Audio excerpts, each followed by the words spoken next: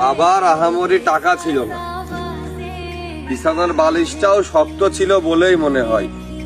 মাথার উপরে জং ধরা টিনের চাল, অল্প বাতাসেই লাগতো ভয়। আত্মীয় স্বজনের ভালোবাসাও ছিল বাবার সম্পদ সম্পত্তির মতোই অল্প। এটা আমার মতোই হাজারো মধ্যবিত্তের গল্প।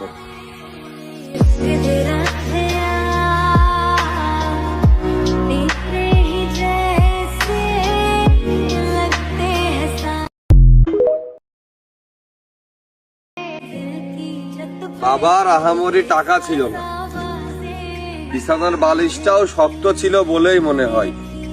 মাথার উপরে জং ধরা টিনের চাল, অল্প বাতাসেই লাগতো ভয়। আত্মীয় স্বজনের ভালোবাসাও ছিল বাবার সম্পদ সম্পত্তির মতোই অল্প। এটা আমার মতোই হাজারো মধ্যবিত্তের গল্প।